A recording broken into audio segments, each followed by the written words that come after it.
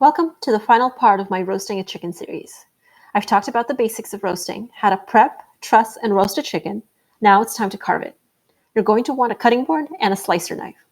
First, we will get rid of the butcher's twine. It may slip off during the process of roasting as the chicken starts to shrink, so it should be relatively easy to remove. Now, we want to separate out the wings and legs first. They are easiest to remove. When carving, the number one thing to remember is to follow the basic lines of the meat you're working with. You shouldn't force your knife to have to cut. The first cut we will make is the skin that is in the crook between the leg and the breast. This should be easy to do. You want to make small, shallow cuts to start. Take your time. You don't want to make a cut that's too deep that will cut into the meat. We will do this on both sides. So far, we have only cut the connecting skin.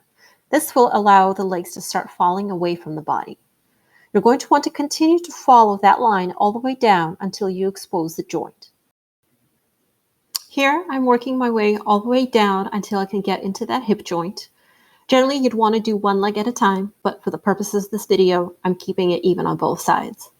So I'm going to continue all the way down until I'm able to cut through the joint. You want to cut in between the two legs instead of through the bone itself. Remember, you never want to force your knife when cutting. Once you get down to the hip joint, what you can do is take hold of the leg and bend it away from the body of the chicken. This will help separate the two bones. After that, you'll easily be able to cut through. For the wing, we want to do the same thing. Start by making cuts into the skin that connects the wing to the body. That will help the wing fall away. Once that's done, take the wing, bend it back, and pop out that joint. That will help us guide the knife through in between the two bones instead of cutting straight through a bone. The wing should fall away easily. Last thing that's left to do is to separate the two breasts.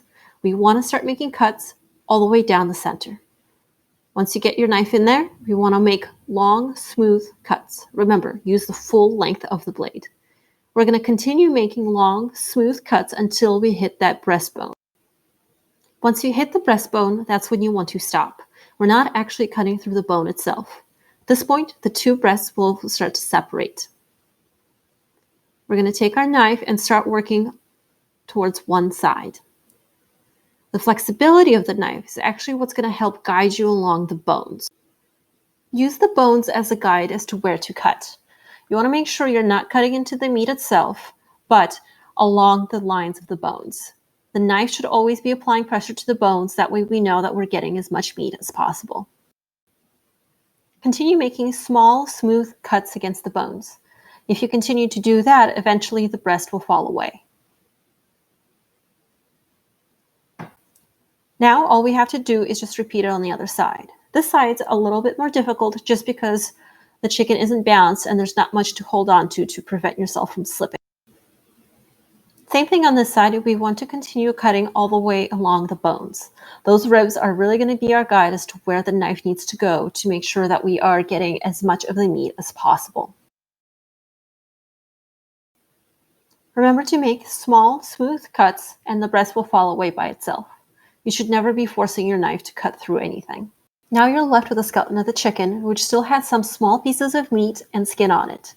If you don't want to throw it away, you can actually use it for homemade stock.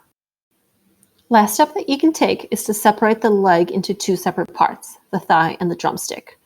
So we want to take our knife and start slicing through the skin and some of the meat. And we want to pull the two apart to expose that joint.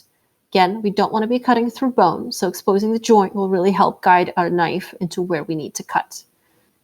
We're going to do the same thing to the other leg. We're going to follow that line where the drumstick and the thigh connects and cut that way.